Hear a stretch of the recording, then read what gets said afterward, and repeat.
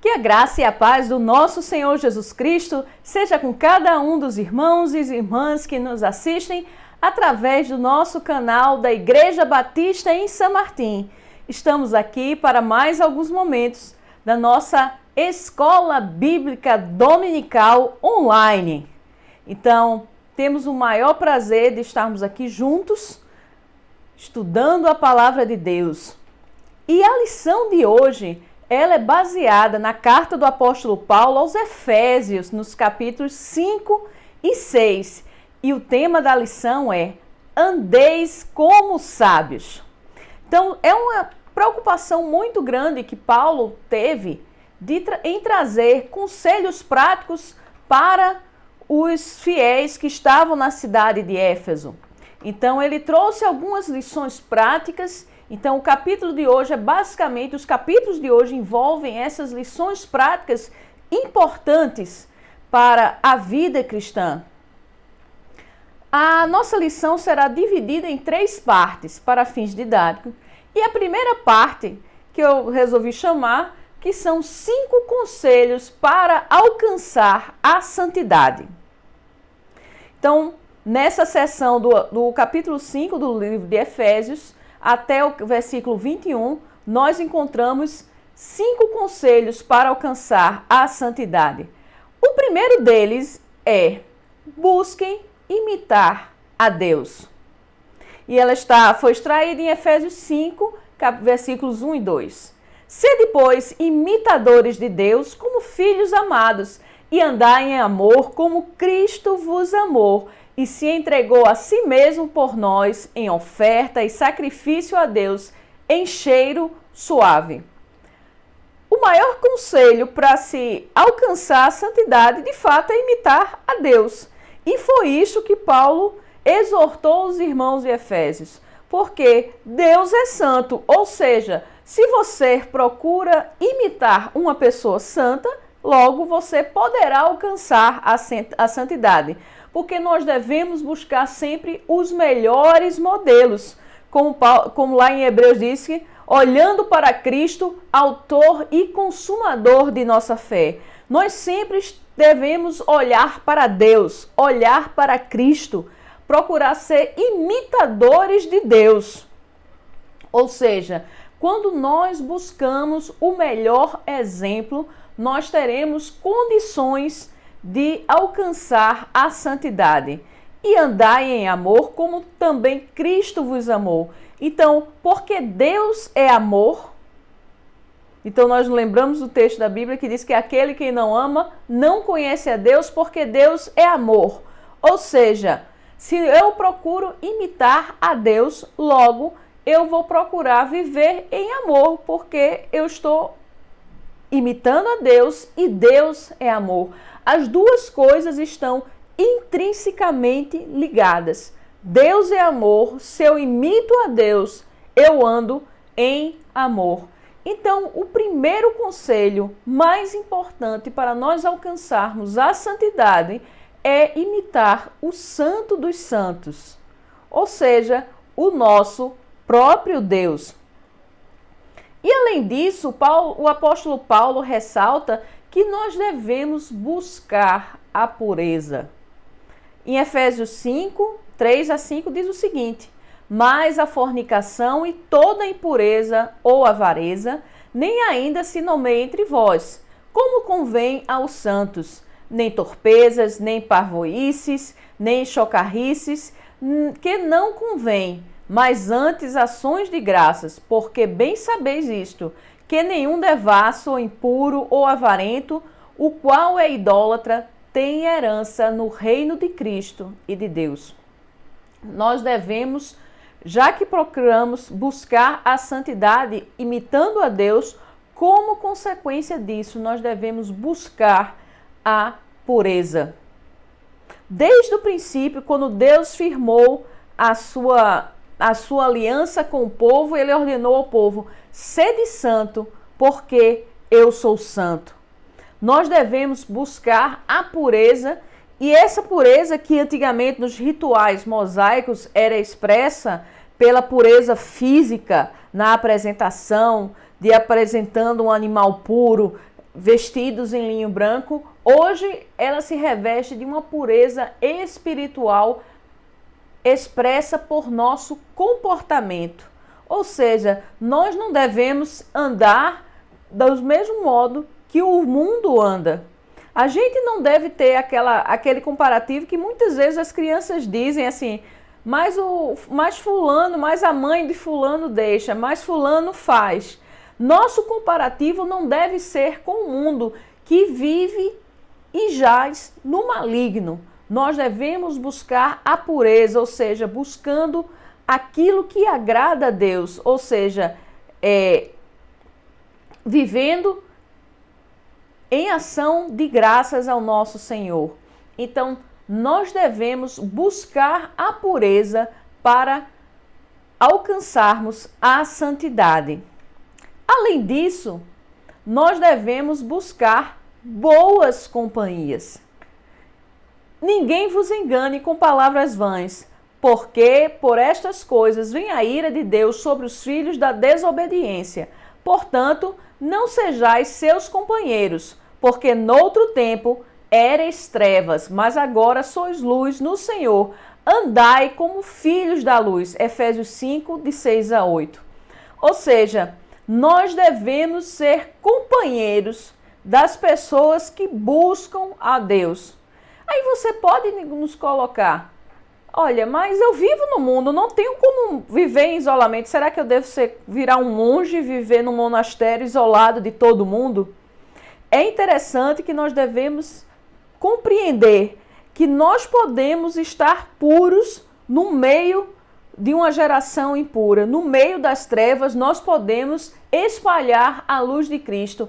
E o melhor conselho sobre isso vem do Salmo 1, quando ele diz assim: bem-aventurado o homem que não anda segundo o conselho do ímpio, nem se detém no caminho de pecadores, nem se assenta na roda dos escarnecedores. Antes tem o seu prazer na lei do Senhor, e na sua lei medita de dia e de noite. Ou seja, o conselho do salmista é não se deter no caminho que anda segundo, não andar segundo o conselho dos ímpios, não se deter no caminho de pecadores, nem se assentar na roda dos escarnecedores.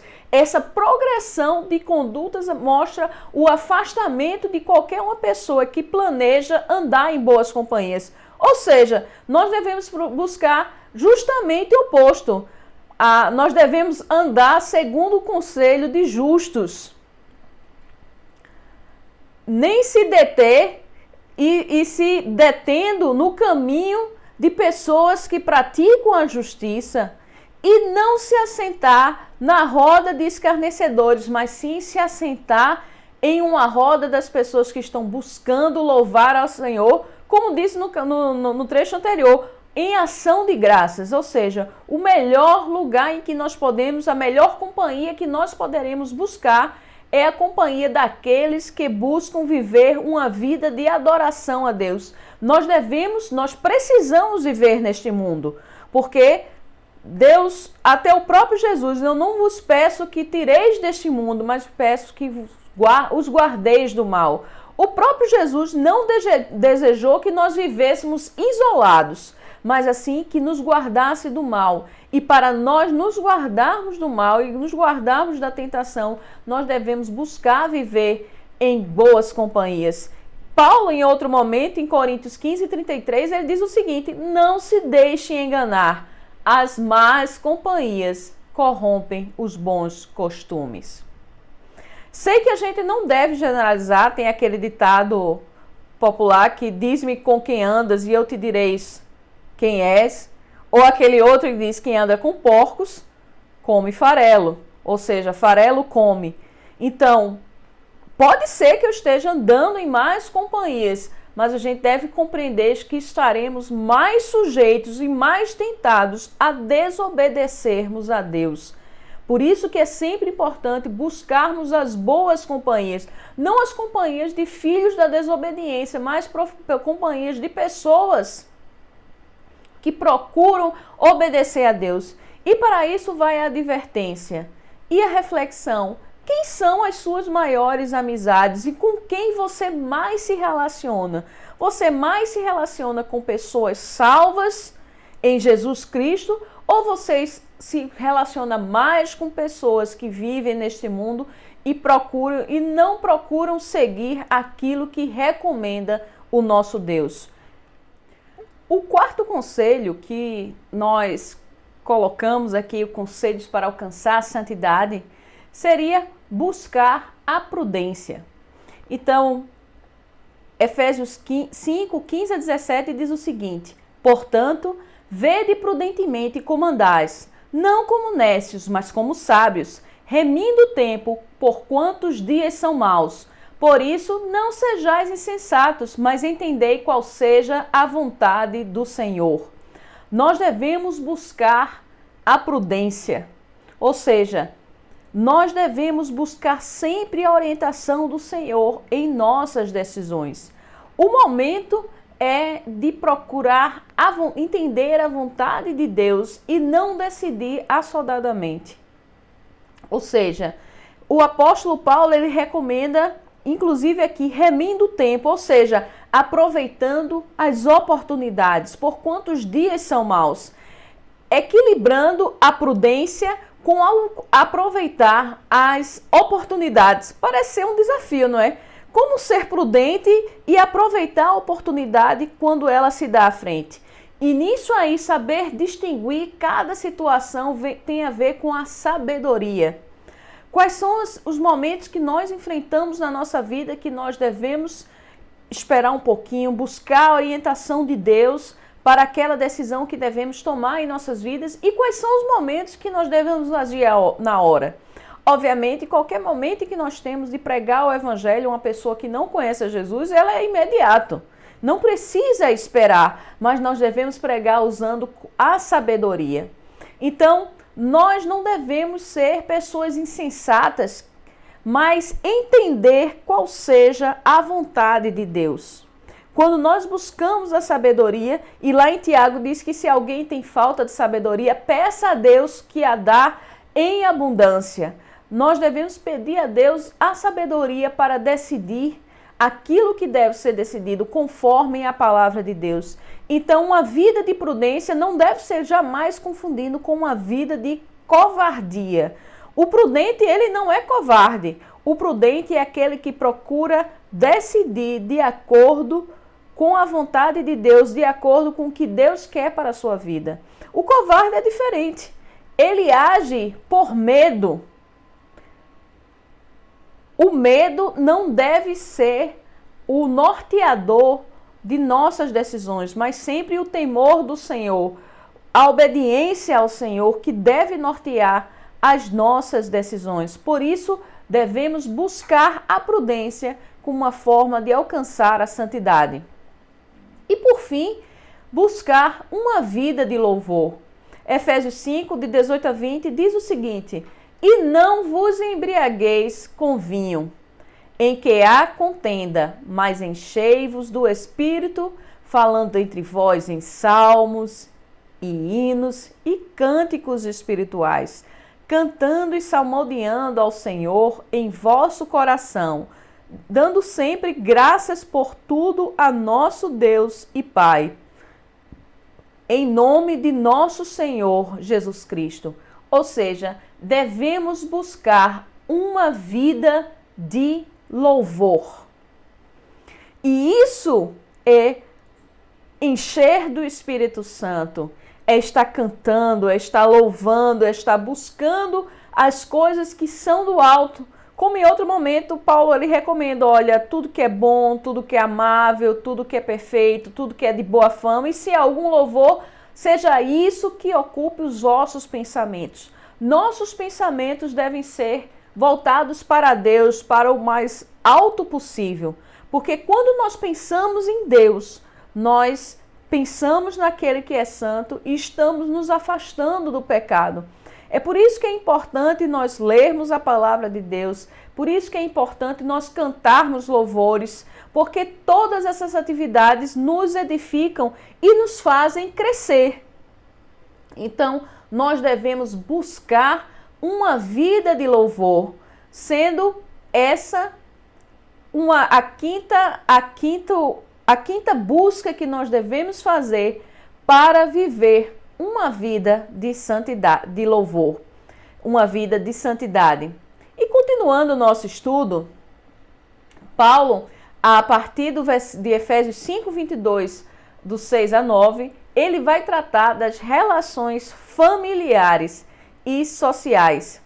E uma coisa que me chama a atenção é que esse texto ele possui uma chave. Ou seja, o que é uma chave? Nós usamos uma chave para abrir algo que está fechado.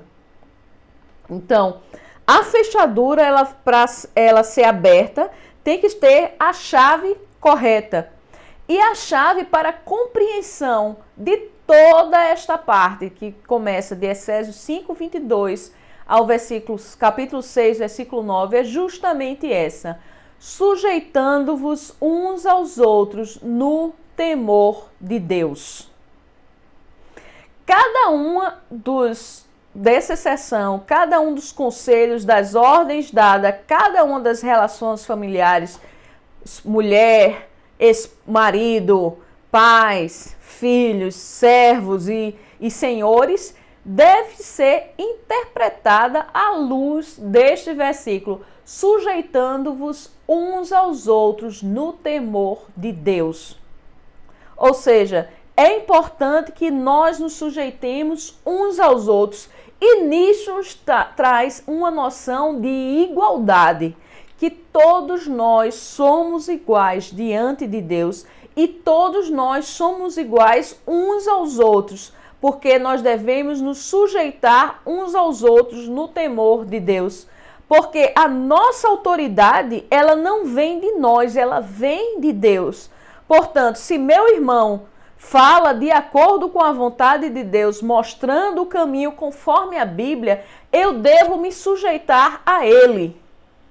Então, por isso, nessa situação, até uma criança ela pode ensinar aos seus pais, porque se ela indicar o caminho conforme a vontade de Deus, eu devo me sujeitar à autoridade do Senhor. E esse versículo é muito importante. A gente não deve, em qualquer uma das recomendações do apóstolo Paulo, nós devemos ter em mente que nós devemos sujeitar uns aos outros no temor de Deus.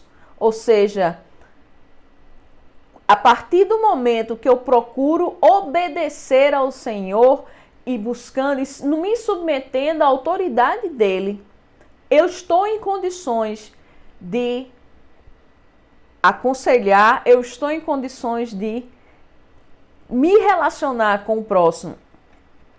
O primeiro aspecto são os deveres da esposa, que está lá em Efésios 5:22 a 24. As mulheres sejam submissas ao próprio marido como ao Senhor, porque o marido é o cabeça da mulher, como Cristo, também Cristo é o cabeça da igreja, sendo este mesmo o Salvador do corpo. Como, porém, a igreja está sujeita a Cristo, assim também as mulheres sejam em tudo submissas ao marido. Essa submissão tem a ver com estar sobre a mesma missão, ou seja, estar sobre o mesmo entendimento.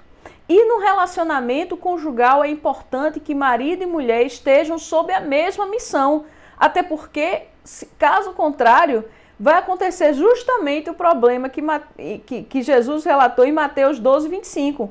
Jesus, porém, conhecendo seus pensamentos, disse-lhes: todo o reino dividido contra si mesmo é devastado, e toda cidade ou casa dividida contra si mesma não subsistirá. No relacionamento conjugal é necessário que haja harmonia, que haja consonância de pensamentos, que o casal esteja sob a mesma missão, buscando os interesses comuns. Porque se um pensar uma coisa e o outro cônjuge pensar outra coisa diferente, vai acontecer justamente isso que Jesus falou. O reino dividido contra si mesmo é devastado. É por isso que a mulher deve estar sujeita à mesma missão do marido, buscando a harmonia conjugal, buscando o melhor interesse para a família. Ela não deve ter uma missão própria, ela deve ter a mesma missão do marido, buscando o interesse de toda a família. Caso contrário, o casamento e a própria família subsistirá. Por isso que é importante que nós estejamos, as mulheres sejam submissas ao marido, estejam na mesma missão do marido, do mesmo modo que a igreja está na mesma missão de Jesus Cristo. Por outro lado, o esposo, a palavra do Senhor diz, em Efésios 5, 25 a 28, maridos, amai vossa mulher, como também Cristo amou a igreja e a si mesmo se entregou por ela para que a santificasse, tendo-a purificado por meio da lavagem de água pela palavra, para apresentar a si mesmo a igreja gloriosa, sem mácula, nem ruga, nem coisa semelhante, porém santa e sem defeito. Assim também os maridos devem amar a sua mulher como ao próprio corpo. Quem ama a esposa, a si mesmo se ama. É interessante que a gente vai perceber uma coisa. Em nenhum momento o apóstolo Paulo diz para a mulher amar o marido. Mas ele diz que o marido deve amar a esposa. Porque o amor é fundamental na submissão. Você submeter alguém que lhe ama em tudo, em todos os sentidos, é uma submissão que vai sempre levar ao melhor caminho. A entrega do esposo à missão da vida comum do casal deve ser total a ponto de dar a própria vida por ela, porque o comparativo do esposo não foi com as coisas comuns desse mundo. Ele comparou o esposo, o amor do esposo, a mulher, ao amor de Cristo pela igreja. E Cristo deu sua própria vida por ela. Então, ou seja, foi uma entrega total. E nesse caso, a autoridade não tem pretensões egoístas, mas é em amor. Ou seja, a autoridade do marido não é por somente mandar, como aquela pessoa que bate na mesa e diz aqui eu falo e todo mundo me escuta, a quina da mesa é minha, eu mando em todo mundo. Não é uma autoridade que se confunde com arrogância, com egoísmo, com a satisfação dos próprios interesses, mas com satisfação do interesse do outro. Porque a comparação aqui é em amor, ou seja, o marido ele deve amar a mulher como Cristo amou a igreja. E também deve ter, e o sentido do amor é bem distinto daquilo que muita gente pode pensar, daquele amor, da paixão. A frase no grego é a seguinte, perdão pelo meu grego, eu não sou especialista, oiandres agapti tas ginaikas. Maridos, amai vossas esposas. Note que o verbo amar aqui no texto de Efésios não é o verbo eros, que representa a parte consciente do amor que uma pessoa sente por outra. É o amor que se liga de forma mais clara à atração física e frequentemente compele as pessoas a manterem um relacionamento amoroso e continuado, um tipo de sentimento baseado unicamente pela atração física. Neste sentido, também é sinônimo da relação sexual, mas sim, o verbo que Paulo está se mencionando aí, vós maridos, amai vossa esposa, é o verbo ágape. Essa palavra demonstra um sentimento tão profundo a ponto de uma pessoa se sacrificar pelo objeto amado. Então, essa é a diferença. Quando Paulo está falando, maridos, amai as vossas esposas como Cristo amou a igreja, ele não está nada mais fazendo a comparação do amor ágape. Essa comparação com o amor ágape, ela faz toda a diferença. Não é um mero amor de uma atração sexual, de uma atração física. É aquele amor que está aqui bem definido lá em 1 Coríntios 13, de 4 a 7. O amor é sofredor, o amor é benigno, o amor não é invejoso, o amor não trata com leviandade, não se ensoberbece, não se porta com indecência, não busca os seus próprios interesses, não se irrita, não suspeita mal, não folga com a injustiça, mas folga com a verdade. Tudo sofre, tudo crê, tudo espera e tudo suporta. Veja aí qual é a grandeza do amor. Ele está comparando que o marido deve ter o amor por sua esposa com o amor que Deus tem por nós, ou seja, um amor que passa por cima de todo defeito, de todos os problemas. É aquele amor que busca sempre os interesses do outro, que busca sempre o melhor, que não é egoísta, que ele é sofredor, ou seja, ele tudo crê, tudo sofre, tudo espera e tudo suporta. Então esse é o diferencial do amor conjugal da parte do homem. Ele deve amar a mulher como Cristo amou na igreja. Então é muito fácil para se você estar submisso a esse tipo de amor, porque como nós estamos submissos a Deus. Quando nós buscamos ao Senhor, nós não vemos aquilo, eu não vejo mais aquelas coisas que Deus não me recomenda como um peso para mim, se torna algo suave. O próprio Jesus disse que o meu fardo é leve e o meu jugo é suave. Então essa submissão que nós temos em amor é uma submissão com fardo leve e com jugo suave. Então é por isso que quando você diz que a mulher ela deve estar submissa ao marido e que o homem deve amar a mulher, as coisas se encaixam. E sempre tendo em mente que nós estamos sujeitos uns aos outros no temor do Senhor. Ou seja, devemos compreender cada um desses versículos como relacionados. Ou seja, a submissão da mulher se torna leve quando o amor do homem é o amor ágape, é o amor que não é invejoso, não trata com leviandade, não se ensoberbece, não se porta com indecência, não busca seus próprios interesses, não se irrita e não suspeita mal. De certo modo, eu posso até colocar que a tarefa do marido talvez seja um fardo até mais difícil do que a tarefa da mulher. Porque tudo isso aqui que a Bíblia relata em 1 Coríntios 13, 4 a 7 é um grande desafio. De você sempre se portar da melhor forma possível, portando-se de forma igual ao nosso Deus.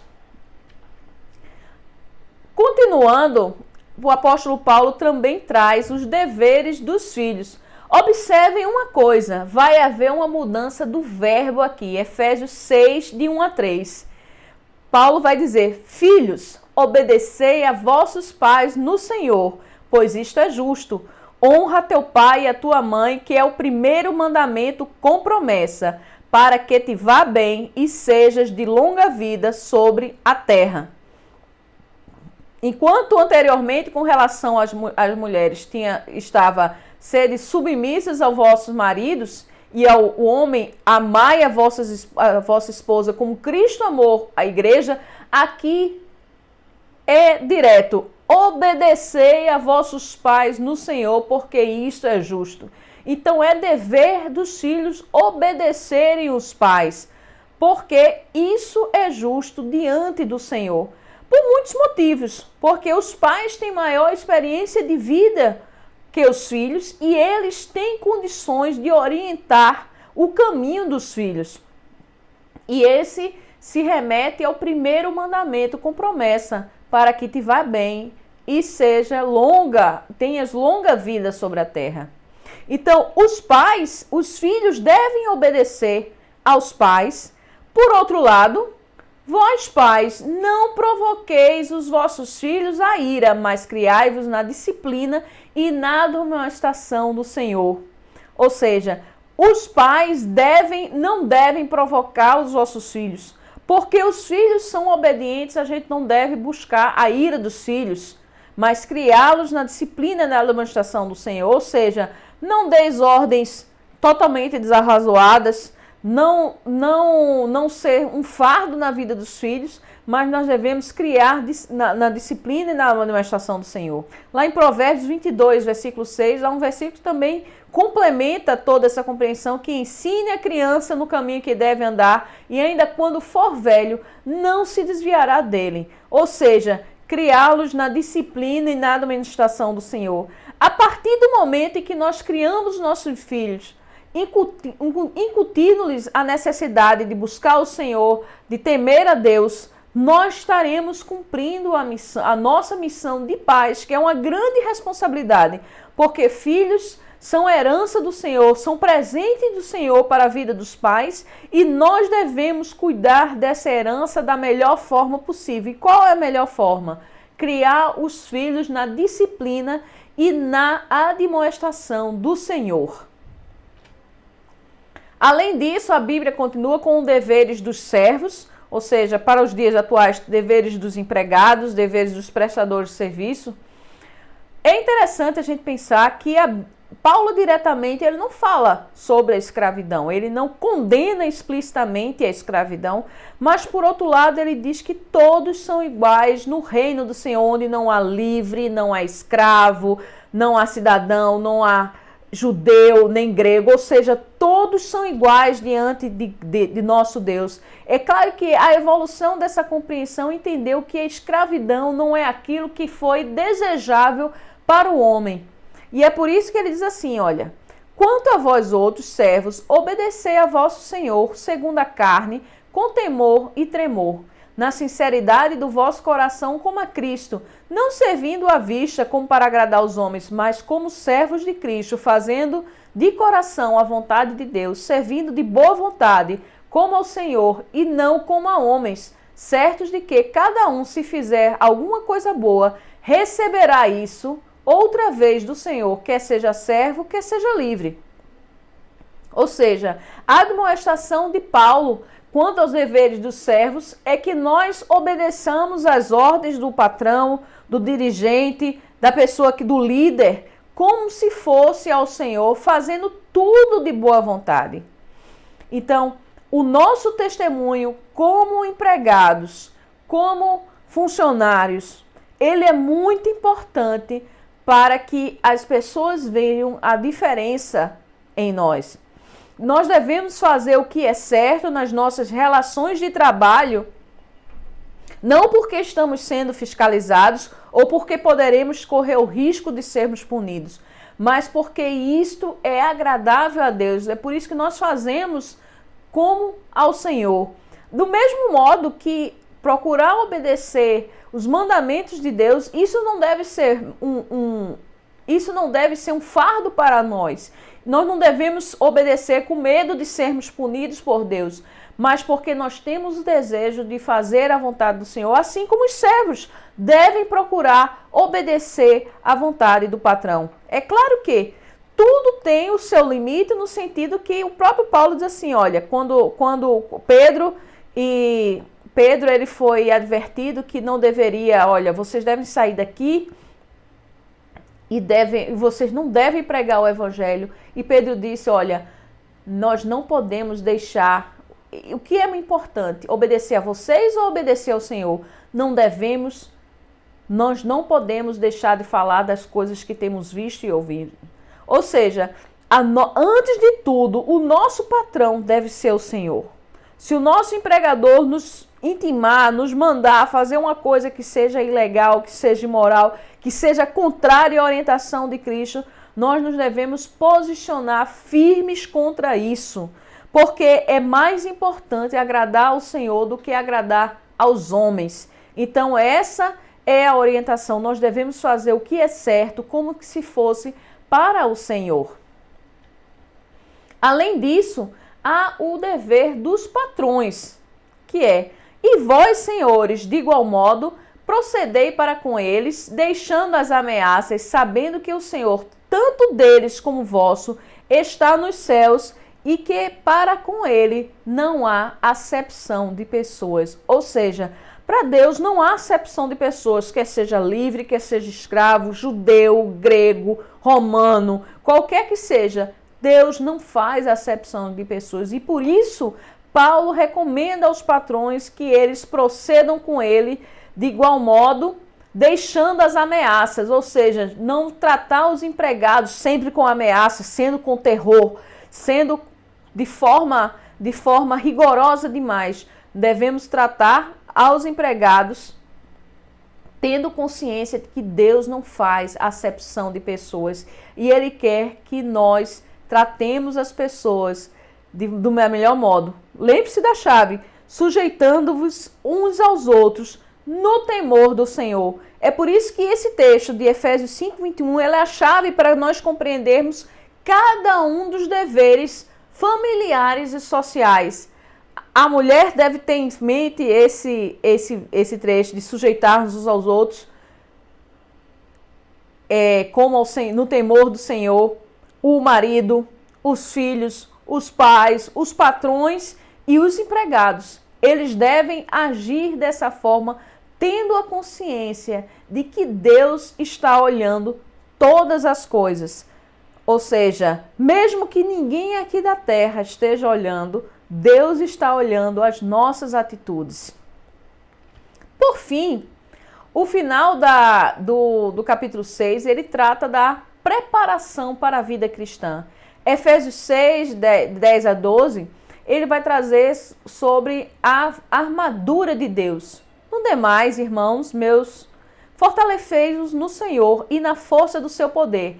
Revesti-vos de toda a armadura de Deus, para que possais estar firmes contra as astutas ciladas do diabo.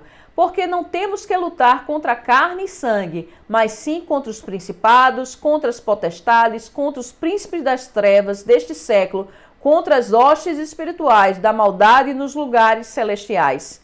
Revesti-vos de toda a armadura de Deus. Nós sabemos que essa armadura que o apóstolo Paulo faz a comparação da armadura do soldado romano, o capacete da salvação, a espada que é a palavra de Deus, os calçados do evangelho da preparação da paz, a couraça da justiça. Então toda essa descrição, comparando-se com o soldado romano, nós devemos nos revestir dessa armadura para que possais estar firmes contra as ciladas do diabo. O mundo que nós vivemos, ele jaz no maligno e é necessário que nós estejamos preparados, porque a nossa luta não é contra pessoas, mas contra as hostes espirituais. Ou seja, não é o meu patrão que me atenta, é o diabo que utiliza aquela pessoa para me atentar.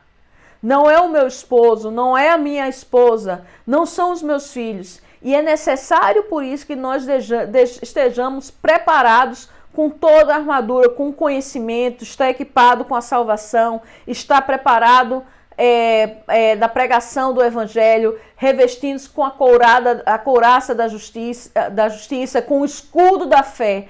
Porque quando nós estivermos equipados com a salvação, com a fé, com a justiça, com a preparação do evangelho e com a palavra de Deus, nós temos condições de enfrentar todas essas dificuldades.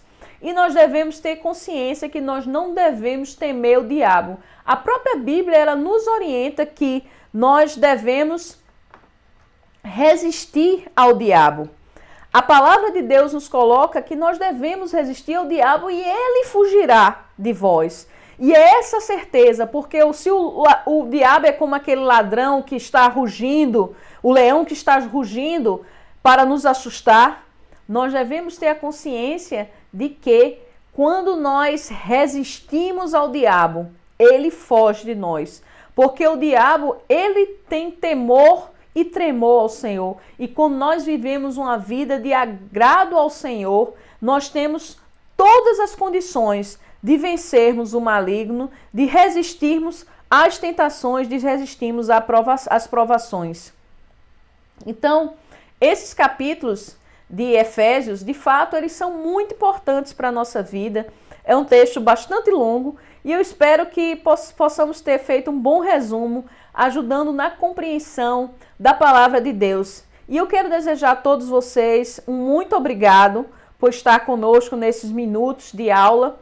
E eu quero lhe convidar para que o irmão esteja continuando a participar da nossa EBD online. Na semana que vem nós teremos mais um outro capítulo para nossa edificação espiritual. Que Deus abençoe a todos os irmãos e irmãs. Graça e paz.